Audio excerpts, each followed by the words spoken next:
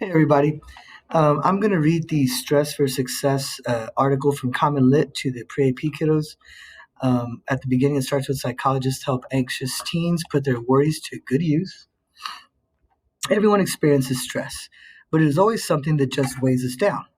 In this article, Science News for Students explores the ways that stress can be both harmful and helpful in our daily lives. As you read, take note of the different functions of stress. How can we learn to manage our stress, and in some cases, even allow it to help us? A pounding heart, tense muscles, sweat beaded forehead, the sight of a coiled snake or a deep chasm might trigger such stress responses. These physical reactions signal that the body is prepared to deal with a life threatening situation. Many people, however, respond this way to things that cannot actually hurt them. Sitting down to take a test, for example, or walking into a party won't kill you. Still, these kinds of situations can trigger a stress response that's every bit as real as those provoked by, say, staring down a lion. What's more, some people can experience such reactions simply by thinking about non threatening events. The uneasiness we feel when we think about, anticipate, or plan for non threatening events is called anxiety. Everyone experiences some anxiety. It's perfectly normal to feel butterflies in your belly before standing up in front of the class. For some people, however, anxiety can become so overwhelming they start to skip school or stop going out with friends. They even can become physically ill.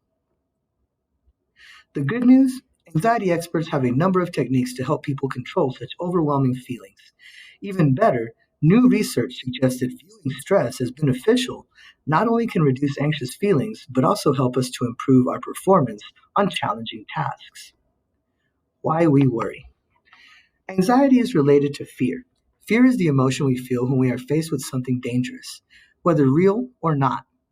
Information from any of the five senses, or even just our imagination, can trigger fear, explains Deborah Hope. She is a psychologist who specializes in anxiety at the University of Nebraska in Lincoln. Fear is what kept our ancestors alive when a rustle in the bushes turned out to be a lion. Talk about a useful emotion. Without fear, we wouldn't even be here today. That is because as soon as the brain detects danger, it starts a cascade of chemical reactions, Hope explains. Nerve cells, also known as neurons, start signaling to each other. The brain releases hormones, chemicals that regulate bodily activities. These particular hormones ready the body to either fight or flee. That's the evolutionary purpose of stress response. That fight or flight response is how the body prepares to deal with the threat at hand, and it triggers some major changes in physiology or how the body functions. For instance, blood is shunted away from the fingers, toes, and digestive system. That blood then rushes to large muscles in the arm and legs. There are blood there, the blood provides the oxygen and nutrients needed to sustain a fight or to beat a hasty retreat. Sometimes we don't know if a threat is real. For example, that rustle in the bushes might just be a breeze. Regardless, our bodies don't take chances. It's much more prudent to get ready to confront or to flee a perceived threat than to assume all is well and do nothing. Our ancestors survived precisely because they did react, even when threats sometimes didn't turn out to be real. As a result, evolution has primed us to be hyper responsive to certain situations. That tendency to react to things means that our bodies are doing their job. That's a good thing. The flip side of the coin, however, is that we can experience fear even when there's nothing to be afraid of. In fact, this often happens before a triggering event even occurs. This is called anxiety. Think of fear as a response to something as it's happening. Anxiety, on the other hand, comes with the anticipation of something that may or may not happen. Whether fearful or anxious, the body responds similarly, explains Hope. We become more alert, our muscles tense, our heart beats faster. In a real life threatening situation, we would either run away or stand and fight. Anxiety, however, is all about anticipation. There is no actual fight or flight to release us from the strange things happening inside our bodies. So the hormones and brain signaling compounds, the neurotransmitters, that our bodies release don't get cleared away. That ongoing response can lead to lightheadedness as our brains are denied the oxygen that's been sent to our muscles. These reactions also can lead to stomach ache as our food sits undigested in our bellies. And for some, anxiety can lead to a paralyzing inability to deal with life's stresses. Reducing a mountain to a molehill. People suffering from overwhelming feelings of anxiety have what's called an anxiety disorder. These broad terms include seven different types. The three disorders that most often affect kids and teens are separation anxiety, social anxiety, and obsessive compulsive disorder, or OCD. Separation anxiety most commonly occurs in elementary aged kids. That makes sense. This is when many children first leave behind their parents and head off to school for much of the day. By high school, social anxiety, which centers on being accepted by others, may take over. This can include worries about saying and doing the right things, dressing the right way, or otherwise behaving in an acceptable manner. OCD is a two-part behavior. Obsessions are unwanted thoughts that keep coming back. Compulsions are actions performed over and over to try to make these obsessive thoughts go away. Someone who washes his hands for 5 minutes after touching anything that might have germs would have OCD. This condition tends to first emerge around age 9, although it may not appear until closer to 19. If you see yourself in this story, take heart. 10 to 12% of all kids experience anxiety disorders, says Lynn Miller. She is a psychologist specializing in anxiety disorders at Canada's University of British Columbia in Vancouver. If that percentage comes as a surprise, that's probably because kids with anxiety disorders tend to be people pleasers, Miller says. They also don't willingly share their worries with others. The good news? Those kids often have above average intelligence. They anticipate the future and work hard toward goals. They also tap into their natural tendency to scan the environment and search for danger, Miller explains. That is what causes them to make mountains out of molehills.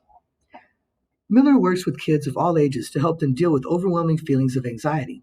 She teaches those children how to deal with such feelings. Even if you don't suffer from an anxiety disorder, keep reading.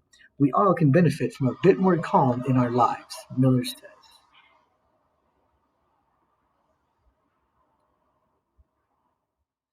Now figure out what triggered your uneasiness in the first place. Oh, one second. Skip the paragraph. She recommends starting by breathing deeply and relaxing your muscles, group by group. Deep breathing restores oxygen in the brain. This allows the brain to clear the neurotransmitters that were released when the body turned on its stress response. That lets you think clearly again. At the same time, focusing on relaxation helps unclench muscles poised to fight or flee. This can prevent muscle cramps, headaches, and even stomach aches. Now figure out what triggered your uneasiness in the first place. Once you've identified its source, you can work on changing negative thoughts into more productive ones. Thinking it will be okay if an assignment isn't done perfectly, for example, can help overcome fears of not doing well enough, which might otherwise lead to doing nothing at all. Miller also recommends facing fears in small doses. Someone afraid of public speaking, for example, should prepare for a class presentation by practicing in front of a mirror, then in front of a family pet, then a trusted family member, and so on. By gradually increasing our exposure to a situation that sparks anxiety, we can train our brain to recognize the situation as non threatening. Finally, know when triggers are most likely to pop up. For many students, Sunday night is tough, with a whole new week of school to face the next morning. During such times, it is particularly important to use breathing and relaxation techniques, Miller says. Mental turnabout. Coping techniques can help overcome the anxiety created by a stressful situation. What more? Changing how we look at stress might actually help our bodies, minds, and behavior. Aaliyah Crum is a psychologist at Stanford University in Palo Alto, California. Stress is typically viewed as unhealthy, she says. That's because we have been taught that stress causes all kinds of physical problems, ranging from high blood pressure to depression. But stress isn't necessarily bad, Crum says. In fact, the stress response comes with some benefits. It allows us to ignore distractions so that we can focus on the task at hand. We even can exhibit greater than normal strength.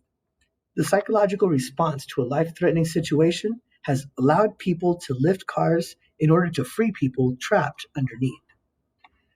Crumb's research suggests that our bodies respond to stressful situations the way we expect them to. If we think stress is bad, we suffer.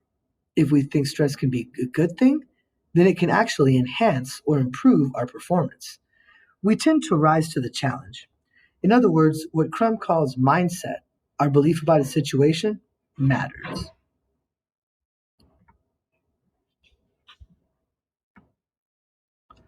To find out how mindset influences stress levels, Crumb studied a group of college students. She started by having them answer a questionnaire to determine their stress mindset early in the class. The questions asked if they believe should be avoided, or whether they felt stress helped them learn. On a later date, the students swiped the insides of their mouths with cotton swabs to collect saliva. Saliva contains a stress hormone called cortisol. This hormone floods the body when the fight or flight response kicks in. These swabs allowed Crumb to measure each student's level of stress. Then came the stressor. Students were asked to prepare a presentation. The class was told that 5 people would be selected to give their presentations to the rest of the class. Because many people find public speaking extremely stressful, this triggered a stress response in the students. During the class, students again swabbed their mouths to collect cortisol, and they also were asked whether they would want feedback on their performance, should they be among the 5 chosen to present. In the end, students who had a stress enhancing mindset, based on the results of questionnaire that they had answered earlier, showed a shift in cortisol levels. Cortisol went up in students who didn't have much to begin with. It went down in students who had a lot. Both changes put the students at a peak level of stress, explains Crumb. That is, the student was stressed enough to help them perform better, but not so much that it put them into fight or flight mode.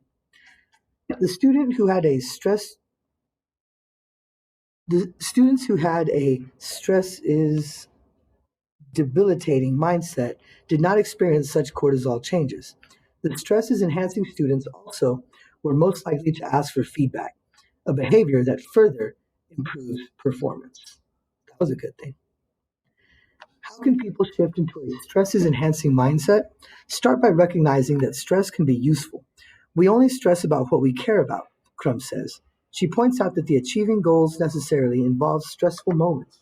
If we know that the stress is coming, then we can see it for what it is, part of the process of growth and accomplishment.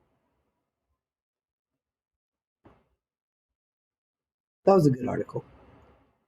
Okay, guys, if you want to listen to it again, please go ahead. Otherwise, make sure you do your discussion question based off of this article, Stress for Success. See y'all tomorrow.